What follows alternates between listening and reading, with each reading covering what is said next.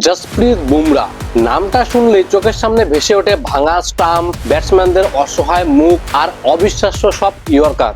ভারতকে দ্বিতীয়বার টি-20 বিশ্বকাপ জেতানোর সেরা কারিগর। কিন্তু কি হবে যদি আমি বলি যে ক্রিকেট ইতিহাসের অন্যতম সেরা এই বোলারকে মুম্বাই ইন্ডিয়ান্স খুঁজে পেয়েছিল সম্পূর্ণ ভুল করে? হ্যাঁ, ঠিকই শুনেছেন। মুম্বাই ইন্ডিয়ান্স সেদিন মাঠে গিয়েছিল অন্য আরেকজনকে খুঁজতে, আর তারা পেয়ে গেল এমন একজন কোহিনূরকে যে আগামী 10 বছর গোটা ক্রিকেট বিশ্বকে শাসন করবে। চলুন আজ শোনাবো সেই অ্যাক্সিডেন্টাল আবিষ্কারের অবিশ্বাস্য গল্পটা। গল্পের শুরুটা 2013 সালে। মুম্বাই ইন্ডিয়ান্সের কোচ তখন নিউজিল্যান্ডের কিংবদন্তি জন রাইট। এমআই ম্যানেজমেন্টের নজর ছিল এক তরুণ অলরাউন্ডারের দিকে, নাম অক্সর প্যাটেল। ম্যানেজমেন্টের নির্দেশ ছিল অক্সর প্যাটেলের খেলা ভালো করে পরখ করে দেখতে হবে। সেই মতো জন রাইট পৌঁছে গেলেন সৈয়দ মুশতাক আলী ট্রফির একটা ম্যাচ দেখতে। ম্যাচটা হচ্ছিল গুজরাট আর মুম্বাই টিমের মধ্যে। জন রাইটের পুরো ফোকাস ছিল অক্সর প্যাটেলের উপরে। কিন্তু সেই ম্যাচে ঘটলো এমন এক অদ্ভুত ঘটনা যা শুধুমাত্র মুম্বাই ইন্ডিয়ান্স নয়, পুরো ভারতীয় ক্রিকেটের ভাগ্যটাই চিরদিনের জন্য বদলে দেয়। রাইট দেখলেন গুজরাট টিমের 19 বছর বয়সের একটা ছেলে বল করতে আসছে। কাঁধের জোরের উপর ভর করে করা অদ্ভুত রকমের তার একটা বোলিং অ্যাকশন। কিন্তু যে জিনিসটা তাকে সব থেকে বেশি অবাক করেছিল সেটা হচ্ছে সেই ছেলেটার স্কিল।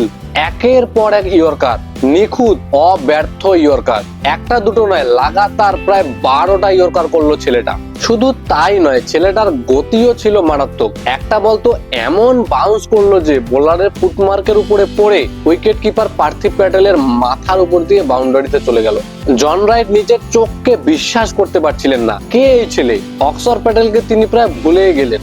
জন সিদ্ধান্ত নিলেন তিনি পরের ম্যাচটাও দেখবেন শুধুমাত্র এই ছেলেটার জন্যই। ম্যাচের পরে তিনি সোজা পৌঁছে গেলেন গুজরাটের ক্যাপ্টেন পার্থিব প্যাটেলের কাছে। তাকে গিয়ে জিজ্ঞাসা করলেন, কে এই ছেলেটা? পার্থিব প্যাটেল বলল, ও আমাদের বুম। পরের ম্যাচেও রাইট বুমরাকে দেখতে এলেন এবং তিনি এক মুহূর্ত সময় নষ্ট না করে সঙ্গে সঙ্গে ফোন করলেন মুম্বাইয়ের ম্যানেজার রাহুল সাংভিকে এবং অবিশ্বাস্যভাবে ঠিক পরের দিনই মুম্বাই ইন্ডিয়ান্স তাকে সাইন করিয়ে নেয়।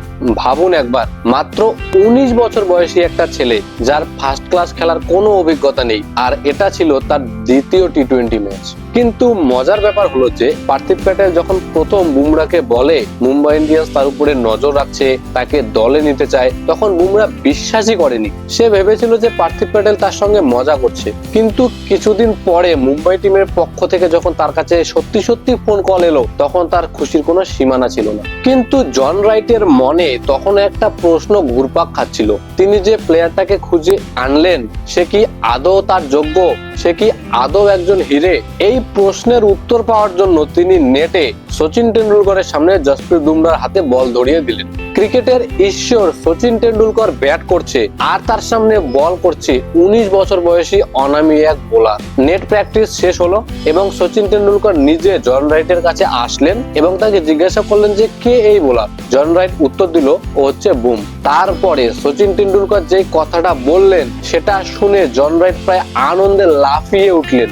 সচিন তাকে বলে যে ওর বল পিক করা খুবই কঠিন। ব্যাস, জন রাইট বুঝে গিয়েছিলেন যে তিনি ভুল করে কোনো পাথর নয়, এক কোহিনূরকে খুঁজে পেয়েছেন। আর তারপরেরটা ইতিহাস। সেই অ্যাক্সিডেন্টাল আবিষ্কারই শুধুমাত্র মুম্বাই ইন্ডিয়ান্স নয়, গোটা ভারতের সেরা অস্ত্র হয়ে উঠলো।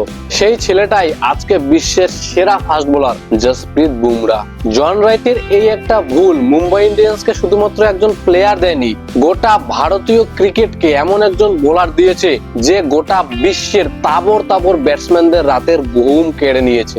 যেরকম প্লেয়ার গোটা ভারতীয় ক্রিকেটে আগে কখনোই আসেনি। ক্রিকেটের ইতিহাসের অন্যতম সেরা একজন লেজেন্ড। তাহলে এই ছিল জসপ্রীত বুমরার মুম্বাই ইন্ডিয়ান্সে আসার না শোনা সেই গল্পটা। আপনার মতে আইপিএল ইতিহাসের সেরা আবিষ্কার কোনটি? কমেন্টে অবশ্যই জানাবেন। দেখা হচ্ছে পরের ভিডিওতে। ধন্যবাদ।